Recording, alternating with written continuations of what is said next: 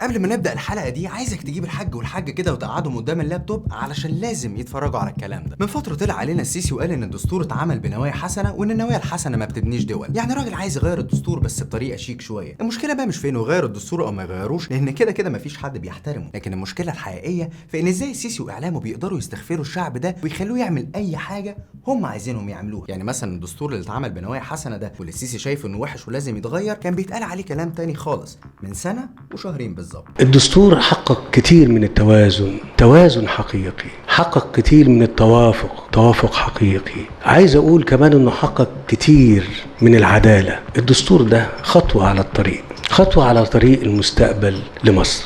ده كلام السيسي عن الدستور، بس الكلام ده لوحده ما يقدرش يخليك تسيطر على عقول الناس. علشان تقدر تسيطر على عقول الناس صح يبقى انت محتاج اعلام يغسل لهم دماغهم ويحشي لهم الكلام اللي انت عايزه. التصويت بنعم ده قولا واحدا. بص انت تنزل وتقول نعم، مش تنزل وتقول لا. نعم للدستور. إلهي يا رب اللي ما ينزلش الاستفتاء ويقول نعم ربنا ياخد او يعذبه في الدنيا هو وعياله وذريته من بعده، يا رب امين. ان احنا نقول نعم للدستور معناه ان يكون في اقتصاد قوي، ان احنا نقول نعم للدستور معناه ان يكون في انتخابات برلمانيه وانتخابات رئاسيه وتستقر الدوله، ان انا اقول نعم للدستور معناه ان انا بكون دوله مصريه. وعلشان تضمن انك مسيطر على كل العقول ومن كل النواحي يبقى لازم تدخلك شويه دين في الموضوع. قولوا نعم يزيد النعم، ونعم للدستور تعطي بركات ونعم كثيرة في حياة مصر. كلنا بنقول نعم، ما نقدرش نقول غير نعم للدستور. الرب هو اللي يضع هذا الدستور. عاوزين عاصفة من الصلوات لكل واحد هيصوت او هيكتب او هيفكر بهذا القرار. دستور توافق عليه الجميع، دستور راعى الناس والإنسان، عمل لمصلحة البلاد والعباد، دستور عاقل.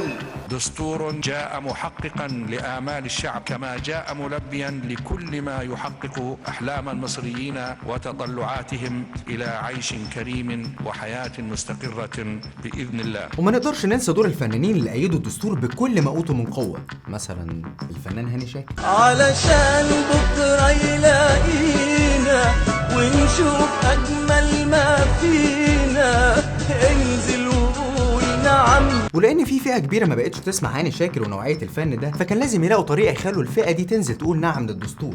في الضلمه هو النور. عندنا دستور في الضلمه هو النور.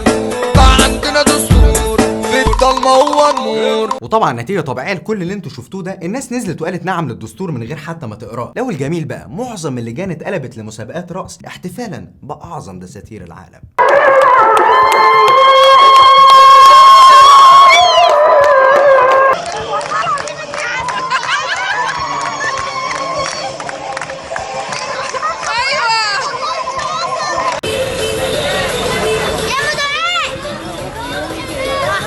وبمناسبة الرقص بقى والكلام ده، في ناس وحشة بتقول ان السيسي عنده طريقة واسلوب معين كده بيتكلم بيه عشان يقدر يجذب النوعية دي من الستات. انا هكلم اختي وبنتي وامي الست.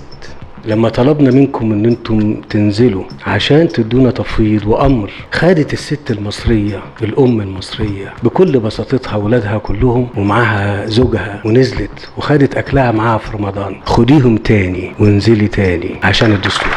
بعد المهرجان ده كله السيسي وصل لمنصب الرئاسة وبدأ خطته لمواجهة الإرهاب، بس الخطة دي كان فيها انتهاكات كتير للدستور اللي الناس قالت عليه نعم. وقبل ما أي حد يبرر أي حاجة تعالوا نشوف السيسي بنفسه قال إيه على انتهاكات الدستور دي قبل ما يبقى رئيس. طبعا الحاكم بينه وبين الناس الدستور والقانون، يعني أنا لما أنتهك الدستور والقانون أبقى أنا انتهكت العقد اللي بيني وبينكم، واحترم بالعقد اللي بيني وبينكم، احترم العقد اللي بيني وبينكم، والعقد ده الدستور والقانون. يعني خاف ربنا في الأول عشان ده فوق كل اعتبار. اللي فاتنا هنا واللي فاتنا هنا ما يفوتناش عند ربنا. الايمان حلو مفيش كلام، بس للاسف السيسي ما احترمش الكلام اللي هو لسه قايله دلوقتي، والدليل بقى انه من ساعه ما وصل لمنصب الرئاسه والدستور اتفشخ حرفيا، اتفشخ بكل ما تحمله الكلمه من معنى. اول حاجه مثلا تهجير اهالي سينا، كلنا شفنا اهالي سينا وهم بيتهجروا من بيوتهم بحجه مواجهه الارهاب. بغض النظر القرار ده صح ولا غلط، لكنه انتهاك للماده 63 من الدستور اللي بتقول لك يحظر التهجير التعسفي للمواطنين بجميع صور واشكاله، واي مخالفه لذلك تعد جريمه لا تسقط بالتقادم. سيبك بقى من الماده 63 واعمل نفسك مش شايف.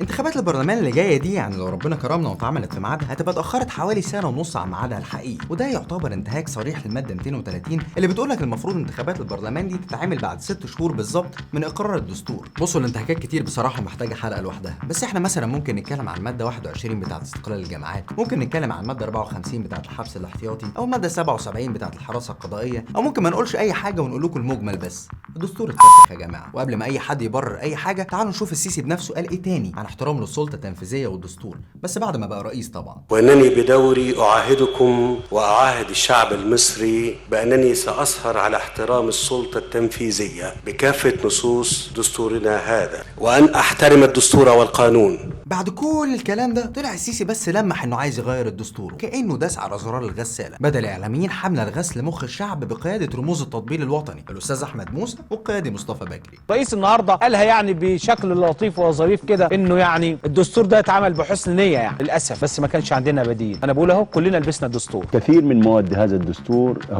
هي نفسها المواد التي وضعها الاخوان، ومن بينها المواد المثيره للجدل. ان الدستور المصري الحالي يؤدي الى تفتيت دوله. معظم اللي كتبوا الدستور للاسف كانوا سياسيين، تبقى عين السياسي على حزبه او على ايديولوجيته اكتر من اي شيء اخر، وبالتالي وجدنا بعض المواد بتخدم على هذه الايديولوجيه او على هذا الحزب او خلافه. ومره واحده بقى الدستور اللي من اعظم دساتير العالم ده وحش ولازم يتغير. انا بس عايز افهم حاجه صغيره، هو انتم مش حاسين ان هم بيضحكوا عليكم؟ انا مش ضد الناس البسيطه اللي نزلت قالت نعم للدستور وهتنزل تقول نعم تاني، الناس البسيطه اللي بتصدق كلام الاعلام ده، الناس البسيطه اللي بتسمع كلام السيسي واحمد موسى وما بتفكرش الكلام ده صح ولا غلط. وقبل ما تشتموني وتقولوا عليا يا اخوان وعميل وارهابي، انا هطلب منكم طلب صغير بس، ما تدوش فرصه لحد يضحك عليكم وشغلوا دماغكم، لان انا واثق ان انتوا اكيد اذكى من كده. بس اشوفكم على خير.